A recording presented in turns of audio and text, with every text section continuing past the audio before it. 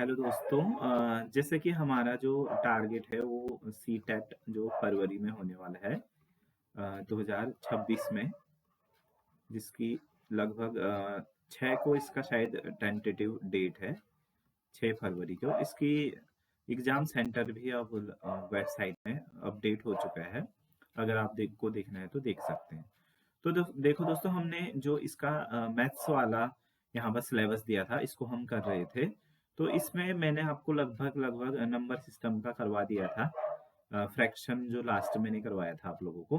बाकी इसमें से अब जो नेक्स्ट अलजेब्रा वाला टॉपिक शुरू हो जाता है, उसमें से आज हम कर रहे हैं रेशियो एंड प्रोपोर्शन वाला। ठीक है, बाकी ये चीज़ें मैंने आप लोगों को पहले ही करा दिया है। तो धीरे धीरे अब ये लगभग कंप्लीट हो ही जाएगा। अब बचे भी कम ही दिन बचे हैं। तो देखिए, आज की इस वाले में हम करेंगे रेशियो एंड प्रोपोर्शन। ठीक है, बाकी अगर ये इससे पहले वाले देखने हैं तो आप पहले वाली वीडियो में देख सकते हो। तो आज की इस वीडियो में हम करेंगे रेशियो एंड प्रोपोर्शन। तो इसमें देखिए, बहुत ज़्यादा तो इसमें नहीं पूछता है। तो इसमें देखिए, अभी मैं आपको बताता हूँ इसमें क्या पूछता है। सबसे पहला है देखिए कि क्या होता है रेशियो का मतलब। तो रेशियो का मतलब यही होता है कि कंपैरिजन होता है। ठीक है, दो क्वांटिटी का जब हम कंपैरिजन करते हैं तो उसको हम बोलते हैं रेशियो। ठीक है, और ऐसी होनी चाहिए कि उन दोनों का जो यूनिट है वो भी सेम होनी चाहिए। ठीक है, अलग अलग यूनिट वालों का रेशियो हम नहीं निकाल सकते। इसमें बोली गई है two quantities can be compared only if they are in same unit. अगर उनका यूनिट सेम होता है तभी वो दोनों कंपेयर कर सकते हैं। अब इसका मतलब क्या है? मान लीजिए हम कह रहे हैं कि अ, रोहन 10 मीटर चला और राहुल 100 किलोमीटर चला। ठीक है, तो इन दोनों का रेशियो निकालो। तो देखिए, इसका तो यूनिट है किलोमीटर और इसका है मीटर। तो अगर हमें दोनों को कंपेयर करना है तो हमें सबसे पहले क्या करना पड़ेगा, इस किलोमीटर वाले को भी मीटर में चेंज करना पड़ेगा। मतलब 1000 से मल्टीप्लाई करना पड़ेगा। तो ये कितना हो जाएगा, 1 2 3 4 5, इतना मीटर हो जाएगा। ठीक है, अब दोनों का यूनिट सेम है। पहले हम नहीं कर सकते थे, रेशियो नहीं निकाल सकते थे। अब दोनों मीटर मीटर में है तो अब हम दोनों का रेशियो निकाल सकते हैं। ठीक है, अगर 1 किलोमीटर में 1 मीटर में है तो उस समय हम रेशियो नहीं निकाल सकते। दोनों को सेम यूनिट होना जरूरी है। अब देखिए, अगर हम राहुल और सोहन का रेशियो निकाले तो कितना आ जाएगा इसमें। देखिए, यहाँ पर लिख देता हूँ मैं। 1 0 0 0 0 कितने थे, 1 2 3 4 5 अपॉन में क्या हो जाएगा, अगर 10 हो जाएगा तो 1 0 से 1 0 कट जाएगा। तो ये लगभग 10,000 है शायद।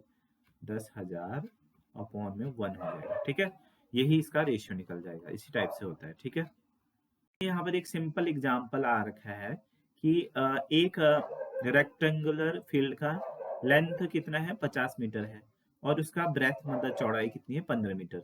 तो हमें लेंथ रेशियो निकालना है लेंथ और ब्रेथ का। क्या होगा, तो लेंथ हमारी कितनी है, 50 मीटर, और ब्रेथ है 15 मीटर। तो यही इसका क्या हो जाएगा, रेशियो।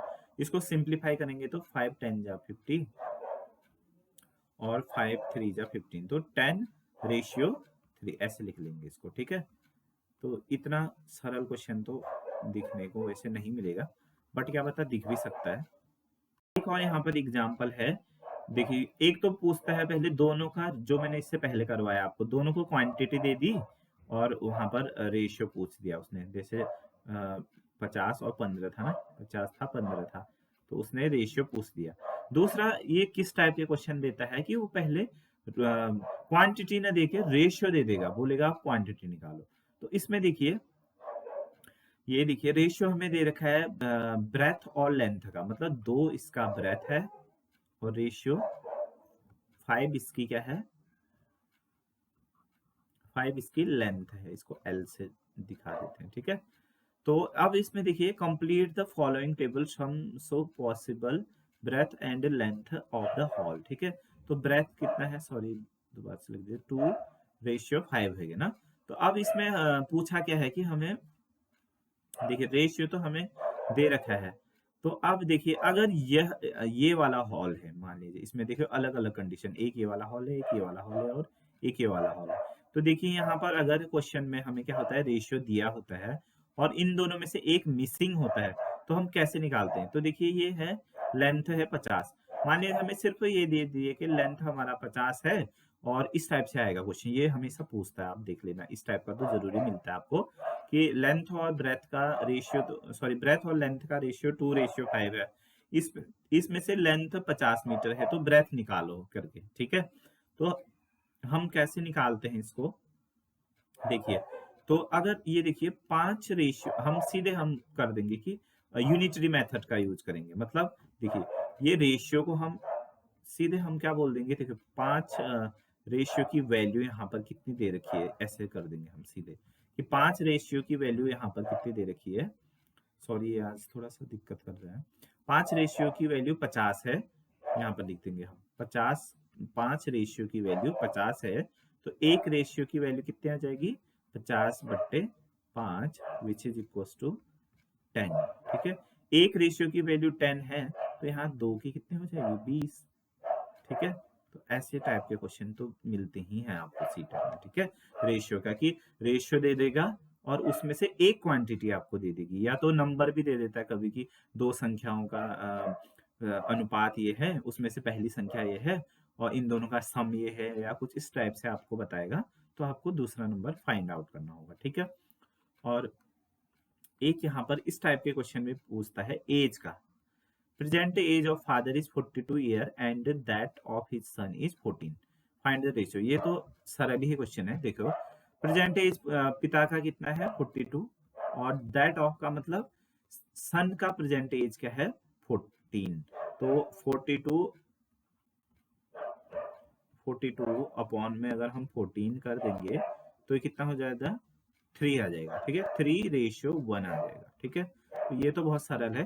बाकी एज के क्वेश्चन भी आते हैं, उसमें क्या होता है, प्रेजेंट एज आपको रेशियो निकालना होता है, ठीक है, प्रेजेंट एज का रेशियो, तो वो दे दिया होगा, इस पे से एक कंडीशन आपको दे दी होगी कि ये इतने ईयर है, तो आप दूसरा निकालो करके, ठीक है। हूबहू क्वेश्चन तो यहाँ पर नहीं है, फिर भी मैं आपको देखता हूँ अगर क्वेश्चन होता है तो, ठीक है। एज का मतलब क्वेश्चन आता है इसमें, एक एज का आता है और दूसरा मैंने आपको बता दिया कि रेशियो दे देगा और क्वांटिटी, एक ही क्वांटिटी देगी, आपको दूसरी निकालनी होगी, ठीक है। प्रोपोर्शन, ठीक है, एक चीज तो हमने रेशियो देखी, दूसरी चीज है हमारी प्रोपोर्शन। अब ये क्या चीज होती है, ठीक है, जब दो रेशियो में प्रोपोर्शन लगता है तो उसका मतलब ये होता है कि इक्वल होता है, ठीक है। हम इसको देखिए यहाँ पर, if two ratio are equal we say they are in proportion, ठीक है, ये देखिए, और and use the symbol 4 points, ऐसे करके रेशियो में 2 बिंदे लगाते हैं ना, तो प्रोपोर्शन में हम 4 बिंदे लगाते हैं, इसका मतलब क्या होता है, इक्वल ही होता है, ठीक है, सिंपल इक्वल। मतलब अगर यहाँ पर लिया है, जैसे ये वाला एग्जांपल है 3:10 प्रोपोर्शन, सॉरी 4 बिंदे होंगे प्रोपोर्शन में, हाँ, प्रोपोर्शन कितना दिया है 15:50, तो इसको कैसे लिखेंगे, 3/10 लिख देंगे पहले वाले को, इज इक्वल टू क्या लिख देंगे 15/50, ठीक है, ऐसे लिख देंगे। तो मतलब प्रोपोर्शन कुछ नहीं है, दो अगर रेशियो हमारा इक्वल है तो उसको ही हम क्या बोल रहे हैं, प्रोपोर्शन बोलते हैं, 4 बिंदे से इसको डिनोट करते हैं, ठीक है। था हमारा जो प्रोपोर्शन था, इसमें कुछ नहीं है, दो रेशियो को इक्वल, इसमें क्वेश्चन किस प्रकार से आ सकता है कि दे देगा कभी कि जैसे 3:x इज इक्वल टू, या प्रोपोर्शन 5:6,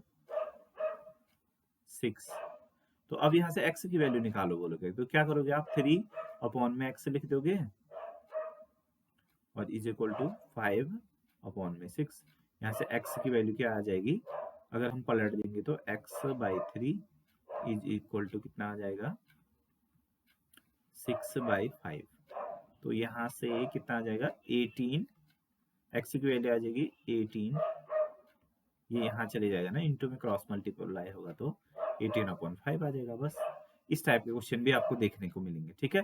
और लास्ट में यहाँ पर देखिए आपको दिख रहा है यूनिटरी मेथड। ये मेथड जो मैंने पहले आपको एक्सप्लेन कर दिया वही है। क्या होगा कि दो रेशियो दी रहेगी जैसे इस टाइप से, इसमें से एक की वैल्यू आपको गिवन होगी, ठीक है।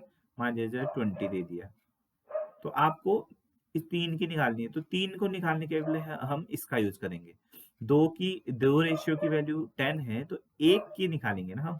एक की कितनी आ जाएगी, दो की अगर 10 है, सॉरी 20 है, तो एक की आ जाएगी 10, और 3 का इंटू 3 कर देंगे तो 30 आ जाएगा, ठीक है। इसी को यूनिटरी मेथड बोलते हैं, जब हम एक रेशियो की वैल्यू निकालते हैं, ठीक है। आई होप ये ऊपर ही आपको समझ आ गया होगा। मैं और कुछ नहीं था, इतना ही था। अब नेक्स्ट चैप्टर सिमेट्री है, ठीक है।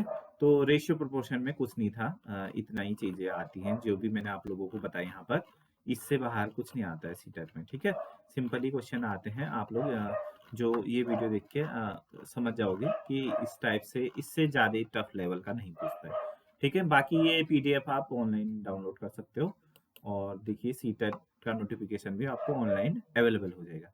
तो ये हमने आज कर दिया है। तो नेक्स्ट जो हमारा टॉपिक रहेगा वो अलजेब्रा कर लेंगे, या तो फिर सिमेट्री दिख रही है, सिमेट्री को कर लेंगे। इससे भी पिछली बार एक क्वेश्चन आया ही है, ठीक है। पतंग में कितने लाइन ऑफ सिमेट्री होती है, ये चीजें होती है, ठीक है। तो अभी हमारा एक अलजेब्रा बच गया है, 2D 3D बच गया है। 2D 3D भी ज्यादा इसमें टफ नहीं है, क्योंकि हमारे पास ज्यादा उसका नहीं आता है। 2D में जैसे आयत का क्षेत्रफल वगैरह, ठीक है, आयत, वर्ग, ठीक है, इस टाइप के क्वेश्चन होते हैं। और 3D में उससे थोड़ा सा बड़े क्यूब वगैरह के वॉल्यूम वगैरह आता है, ठीक है। बाकी जो ये वाला पोर्शन है, इससे क्वेश्चन शायद ही नहीं आते हैं, क्योंकि इसमें कंस्ट्रक्शन का क्वेश्चन कहाँ आता है, ठीक है। तो ये नहीं है, मेंसुरेशन इसी में कवर हो जाता है 2D 3D में, ठीक है। एरिया अगर हम निकालते हैं, एरिया वॉल्यूम वगैरह, देखो इसमें एरिया निकालते हैं, इसमें वॉल्यूम निकालते हैं, ठीक है। 3D में तो वही चीज मेंसुरेशन में भी होता है। बचा एक डाटा हैंडलिंग, और 2D 3D एक, इसको एक टॉपिक मान लें तो दो, और एक अलजेब्रा ये बचा है, और एक सिमेट्री, ठीक है। बाकी ये प्योर मैथमेटिक्स हमारा फिर पूरा हो जाएगा। नेक्स्ट टर्म में हम सिमेट्री करेंगे, ठीक है।